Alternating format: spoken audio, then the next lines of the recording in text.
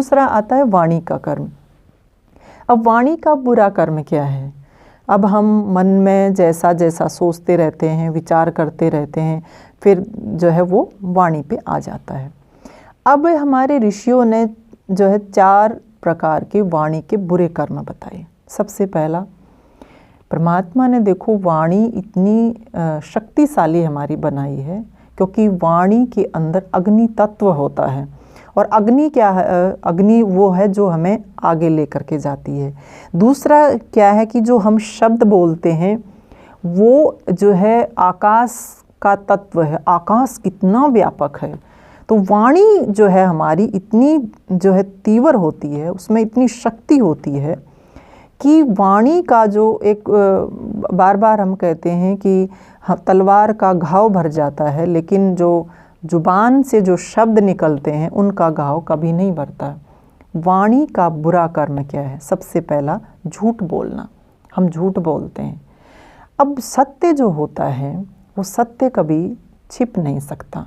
एक व्यक्ति कितनी झूठ बोलेगा, सारा दिन बोलता रहेगा, लेकिन एक दिन जो है सच्चाई सामने आती ही आती है।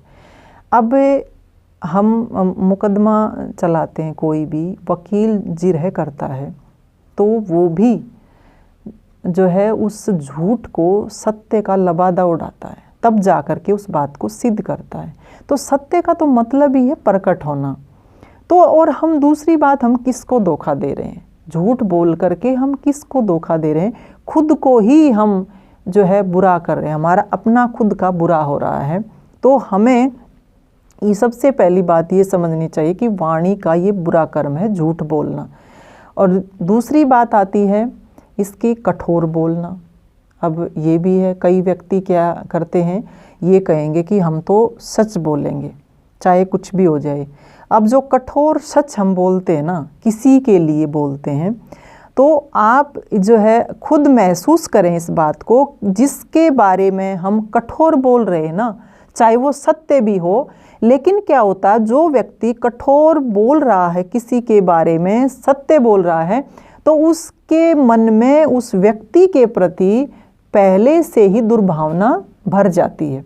दुर्भावना में भर के ही वो किसी के बारे में कठोर सत्य बोलता है। अब हमारा काम ये नहीं है। वाणी का काम किसी को दुख देना नहीं होता, वाणी का काम किसी को तकलीफ देना नहीं होता। वाणी का काम यही है कि हम बोलें तो प्रिय बोलें, एक सत्य बोलें लेकिन प्रिय बोलें, कठोर नहीं बोलना है। और कठोर सत्य जो है वो हमारे को जो है जिसके बारे में भी बोला जाएगा वो बहुत दर्द देता है, बहुत कष्ट देता है।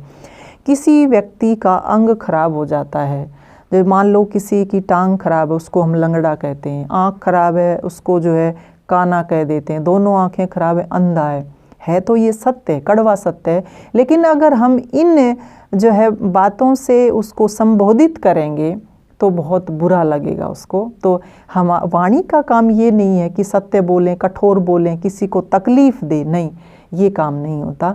तीसरा जो वाणी का दोष है वो है चुगली करना, निंदा करना, बुराई करना। कितना बड़ा, कितना बुरा काम है कि किसी के बारे में हम बुराई करें। ये कहते हैं जो रिश्वत खोर होता है, हराम खोर होता है, जो हराम की कमाई खाता है, इनका जो है कभी भी भला नहीं हो सकता। और चुगलखोर, तीसरा आता है चुगलखोर, रिश्वतखोर, हरामखोर और जो है चुगलखोर, इनका जीवन में कभी भी भला नहीं हो सकता।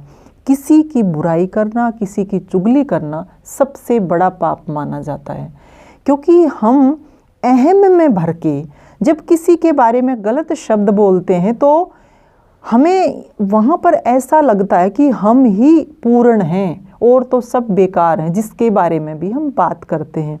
और जिसको भी किसी के बारे में बुरा कहते हैं, यही कह करके करते हैं कि उसको मत बताना। अगर किसी व्यक्ति के अंदर कोई बुराई है और हमारे मन में उसके प्रति कोई द्वेष का भाव नहीं है, तो हम उसको डायरेक्ट भी बोल सकते हैं कि तेरे अंदर ये कमी है और मैं अपना मान करके ये कह रहा हूँ, इस कमी को आप दूर करें। लेकिन नहीं, हम जो है किसी की बुराई करके, किसी की आलोचना करके, हमारा इससे ये सरोकार नहीं है कि उसके जीवन में कोई सुधार आए, नहीं, उसकी बुराइयों के बारे में चर्चा कर करके हमें आनंद आ रहा है, हम मज़ा ले रहे हैं। तो इससे बड़ा पाप क्या होगा? आप खुद विचार करें, खुद जानें कि जो व्यक्ति जिसके बारे में बुराई कर रहा है हमारे सामने, वो व्यक्ति हमारी बुराई भी किसी दूसरे के सामने कर सकता है, और हमें फिर कष्ट भी होता है जब पता चलता है। तो बुराई सुनने वाला भी और बुराई करने वाला भी, दोनों जो है अपराधी होते हैं। कई व्यक्ति बहुत ज़्यादा इस मामले में चतुर होते हैं, चालाक होते हैं कि हम तो किसी की बुराई करते नहीं, बुराई भले ही ना करें लेकिन बुराई सुन तो रहे हैं ना, किसी की बुराई सुनना भी इतना ही बुरा है। तो यहाँ पर ये वाणी का दोष है, वाणी का पाप कर्म कहा गया है। किसी की बुराई करना, किसी की चुगली करना, हम आगे नहीं बढ़ सकते किसी की बुराई करेंगे। हमने तो अपने मन को कलुषित कर लिया, हमने तो अपने मन को बहुत गंदा कर लिया।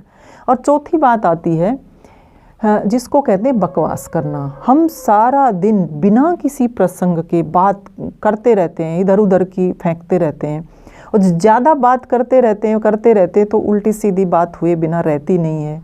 और दूसरी बात आप देखिए कि यहाँ मैं एक बात ज़रूर आपको कहना चाहूँगी कि जैसे हमारे समाज में जो मतलब कुसंस्कारी लोग हैं, या चाहे अपने आप को संस्कारी भी कहें, क्योंकि आदत में, स्वभाव में ऐसी वो चीज़ें शामिल हो गई हैं कि हम जो है कोई भी बात कहेंगे तो गाली देंगे, कोई भी बात कहेंगे गाली देंगे, हेल्पिंग वर्ब बना लिया गाली को।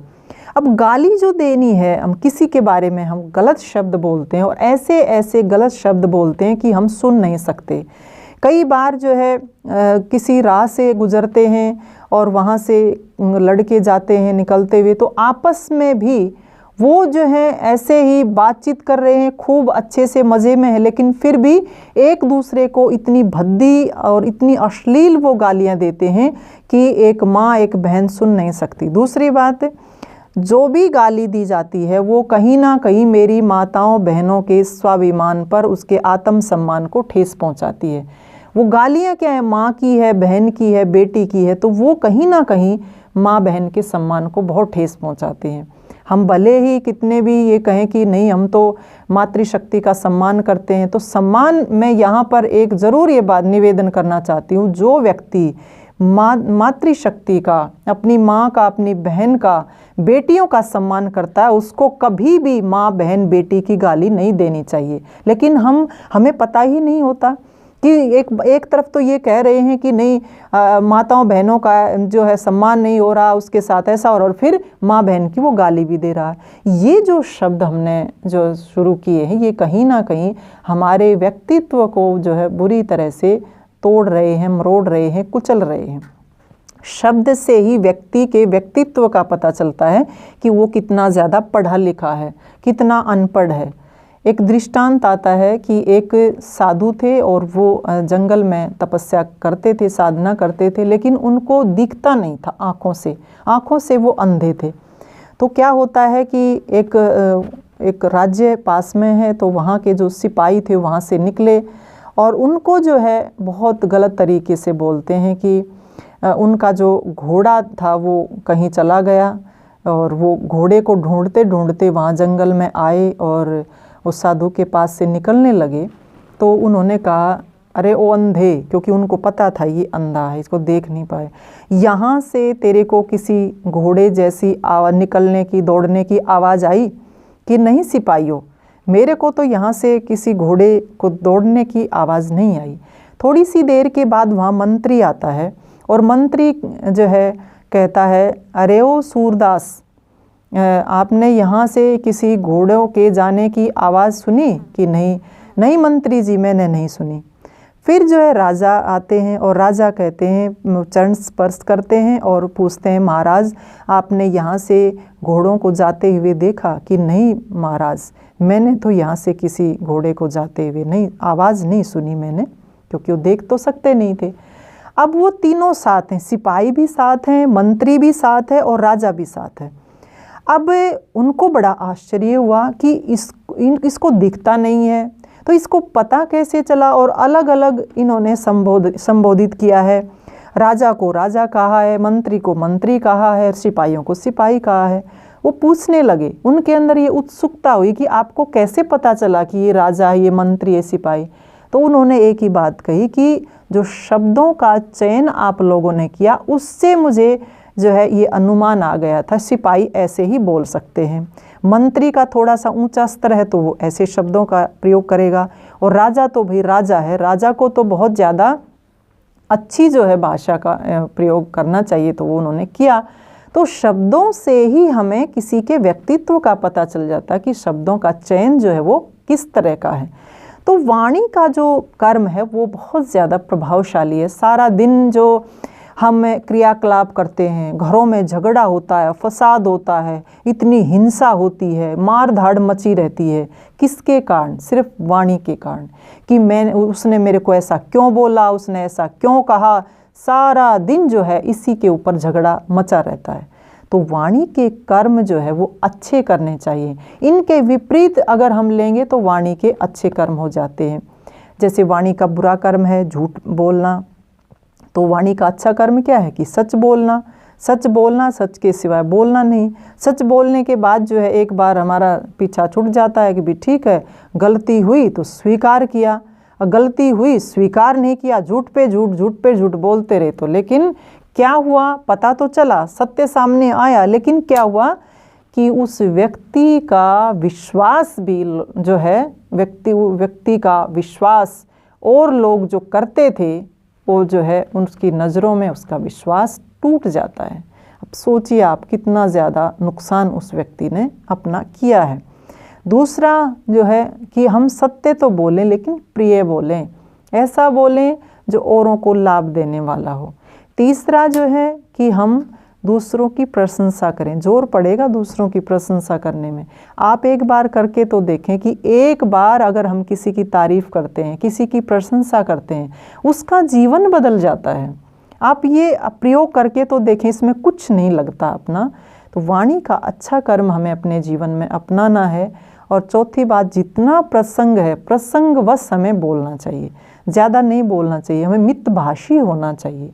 क्योंकि ज़्यादा बोलने से हमारा जो प्राण है, क्योंकि बोलेंगे तो प्राण की शक्ति जो लगती है, फिर उससे क्या है खुश्की भी आती है आंतों में। खुश्की आएगी तो भूख भी बहुत ज़्यादा लगती है, वो खाना अच्छे से पचता भी नहीं है, क्योंकि वो सीधा जो है गर्मी पैदा करता है जाकर के शरीर में। और गर्मी जो है आंतों में जब भर जाती है तो दिमाग हमारा ख़राब हो जाता है। तो ये जो चक्कर चलता रहता है, तो हमें मितभाषी होना चाहिए, हमें कम बोलना चाहिए। वाणी का सदुपयोग हम इस रूप में करेंगे। ज़्यादा बोलेंगे तो ज़्यादा जो है बकवास ही होगी, कोई काम की बात होगी नहीं, और कहीं ना कहीं फंस के खड़े हो जाएंगे इधर उधर की बात जब निकल जाती है। तो वाणी का कर्म हमें अपना पवित्र रखना है, ये है वाणी के कर्म। साथियों, इस वीडियो को ज़्यादा से ज़्यादा लाइक करें, कमेंट करें, शेयर करें और चैनल को सब्सक्राइब करना ना भूलें। आप अंग्रेजी दवाओं से परेशान हैं या फिर रोगों से परेशान होकर संसार से उठ जाना चाहते हैं? उठ जाने से पहले नाड़ी वैद्य क्या क्लब आइए और अपने सभी रोगों का आयुर्वेद में सही समाधान पाइए।